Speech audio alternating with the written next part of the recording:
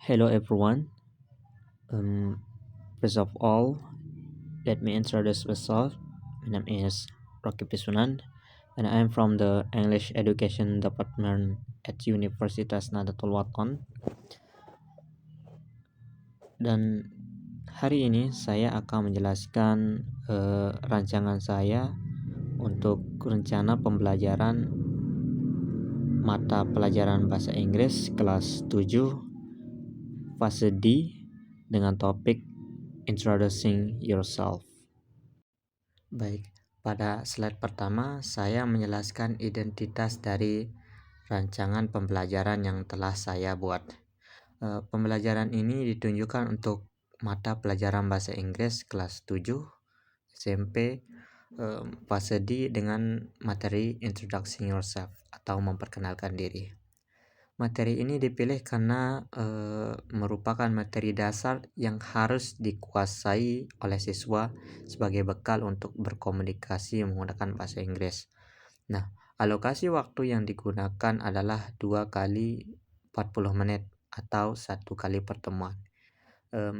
Tujuan dari pembelajaran ini terdiri dari 3 hal. Nah, yang pertama adalah siswa mampu memperkenalkan diri secara lisan menggunakan ungkapan sederhana.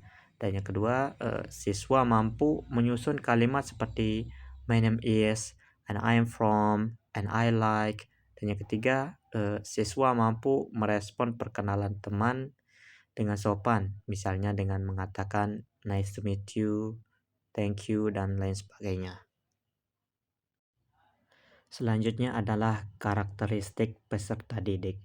Siswa kelas 7 umumnya masih berusia sekitar 12-13 tahun. Nah, pada usia ini mereka sedang memasuki masa remaja awal sehingga lebih aktif, senang berinteraksi, dan mulai mencari jati diri. Sebagian besar siswa masih berada pada titik beginner sehingga kosakata dan tata bahasa mereka masih terbatas. Nah, oleh karena itu, guru perlu menggunakan bahasa yang sederhana dan memberikan banyak contoh. Selain itu, siswa sangat mudah bosan apabila pembelajaran hanya berupa ceramah. Nah, karena itu saya memilih kegiatan yang melibatkan kerjasama, diskusi, dan praktik berbicara agar mereka aktif dan termotivasi. Selanjutnya, teori belajar yang saya gunakan adalah konstruktivisme. Menurut teori ini, siswa tidak hanya menerima informasi dari guru, tetapi membangun sendiri pemahamannya melalui pengalaman. Nah, contohnya, guru memberikan contoh kalimat seperti my name is Ana, and I'm from Mataram. Nah, setelah itu, siswa tidak menghafal contoh tersebut, tetapi membuat kalimat berdasarkan identitas mereka sendiri. Nah, dalam pembelajaran ini terdapat 4 prinsip utama.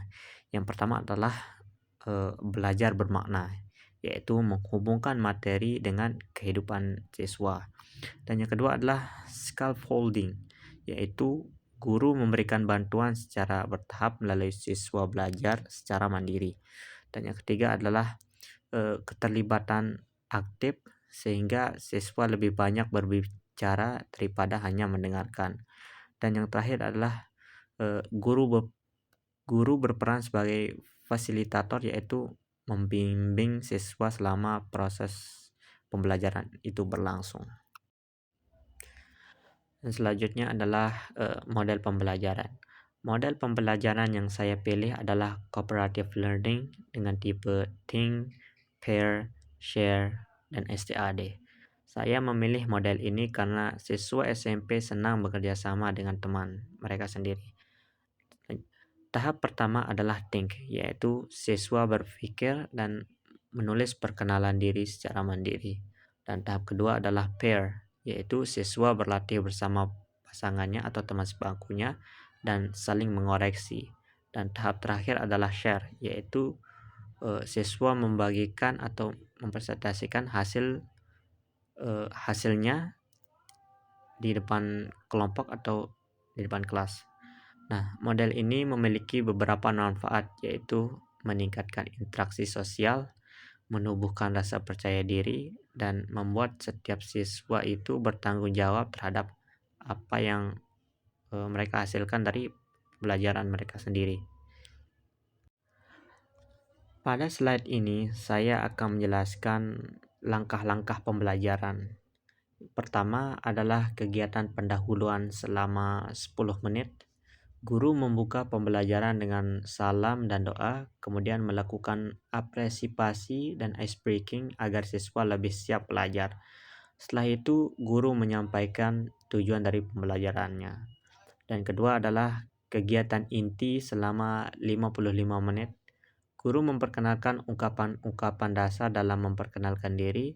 Selanjutnya, siswa menyusun kalimatnya sendiri, berlatih dengan teman sebangkunya, kemudian mempresentasikan hasil depan kelompok atau kelas.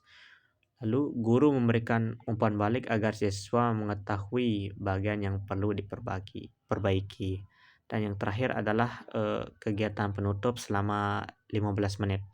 Guru bersama siswa tentunya menyimpulkan materi, melakukan refleksi, dan memberikan tugas sederhana, lalu menutup pembelajaran dengan doa. Selanjutnya, pada bagian refleksi, saya menjelaskan tantangan dan manfaat dari rancangan pembelajaran ini. Tantangan pertama adalah kemampuan bahasa Inggris siswa yang berbeda-beda, sehingga guru tentunya harus menyesuaikan cara mengajar mereka. Dan tantangan kedua adalah mengatur waktu, terutama saat diskusi kelompok atau presentasi. Nah, selain itu masih ada siswa yang kurang percaya diri untuk berbicara di depan kelas. Namun, pembelajaran ini memiliki banyak manfaat. Di antaranya ialah siswa menjadi lebih percaya diri dalam menggunakan bahasa Inggris, suasana kelas menjadi lebih aktif dan interaktif, serta kerja kelompok membantu siswa saling belajar dan memahami materi dengan lebih baik. Sebagai kesimpulannya, rancangan pembelajaran ini menggunakan teori konstruktivisme dan model cooperative learning agar siswa tidak hanya memahami materi introducing yourself, tetapi juga mampu menggunakannya dalam komunikasi sehari-hari. Dengan pembelajaran yang aktif dan kolaboratif, diharapkan siswa lebih percaya diri dalam berbicara menggunakan bahasa Inggris. Oke, mungkin itu saja presentasi saya. Thank you for attention and goodbye.